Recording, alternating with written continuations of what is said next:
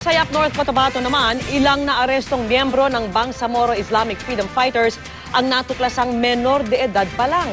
Saksi si Emil Sumangel, exclusive.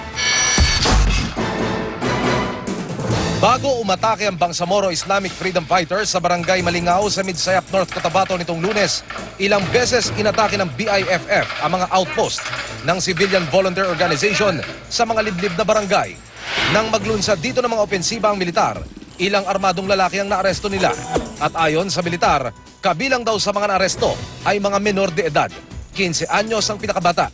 Nabawi sa kanila ang ilang matataas na uri ng improvised firearm na may mga balang tulad ng ginagamit ng mga sundalo.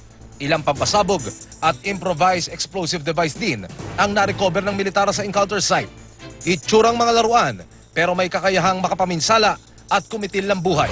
Mga bata ito, kailangan na hindi ito maisama doon sa mga adult na combatants at ito'y binibigay natin sa concerned agencies na DSWD. Ikinababahala ito ng militar dahil sa murang edad imbes na mag-aral, namumulat na raw agad sila sa karasan at sinasabak pa sa bakbakan.